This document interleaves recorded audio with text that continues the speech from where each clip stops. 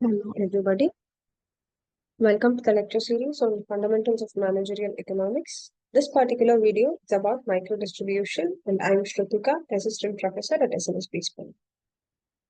Microdistribution refers to the process of distributing goods and services from producers to consumers within specific markets or regions.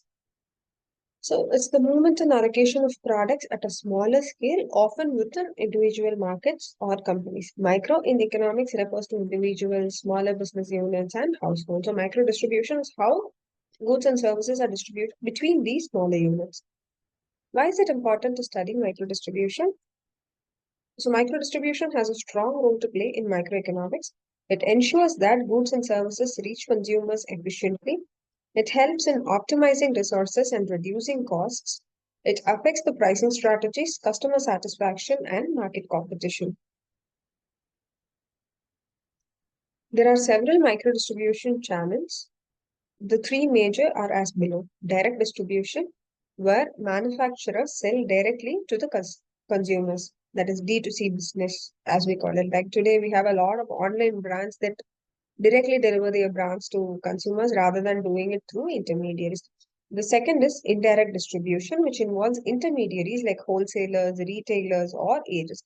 Like if I manufacture a product and I retail it out, like maybe I give a franchise or I have distributors in different regions who will take my product forward, or I associate myself with e-commerce platforms to sell my product rather than selling directly to the consumer. So these are indirect distribution.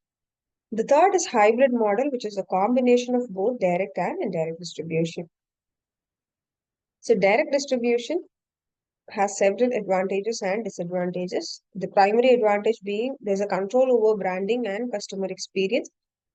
There's a possibility of getting direct feedback from consumers. And the major disadvantages here are the greater logistical costs that are getting involved, plus the limited reach in comparison to indirect channels. Indirect distribution again has its own set of advantages and disadvantages. Advantages including access to a wider market through intermediaries, lower logistical and operational costs for producers, etc. The major disadvantage being less control over product presentation and customer service, additional costs in the form of intermediary margins.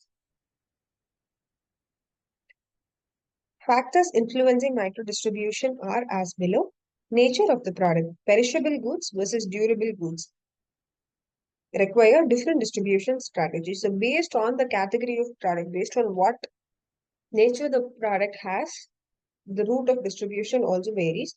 This market size and allocation. Small markets majorly revolve around direct distribution, while the market size is larger, then we have no option but to go in for indirect distribution because since the market is geographically dispersed, we may not be able to make ourselves present across all the regions.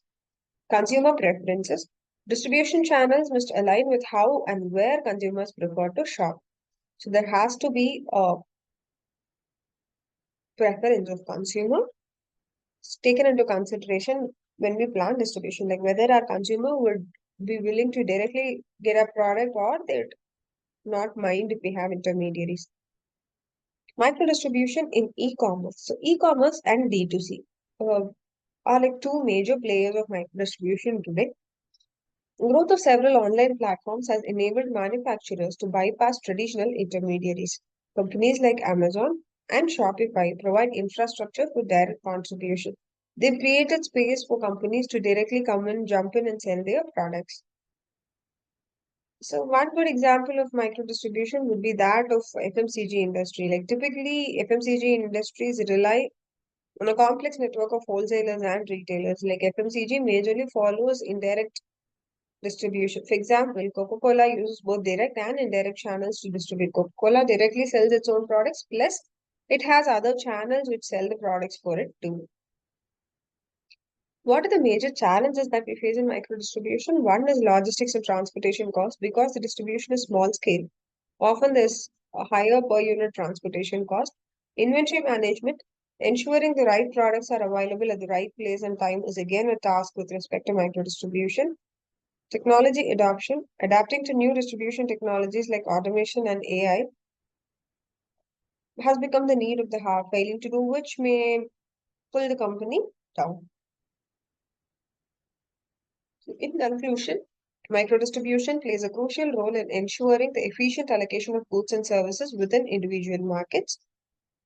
Effective distribution strategies can enhance market reach, reduce costs, and improve customer satisfaction. As markets evolve, companies must adapt their distribution models to stay competitive. So, be it any kind of distribution, it is predominantly based on the market. So, based on the market, the companies will have to be ready to evolve their distribution model. The companies will have to be agile to what the consumers are expecting out of them in order that they thrive in the market. Thanks for watching the video. Continue watching the lecture series to understand more about the economics fundamentals. Thanks again.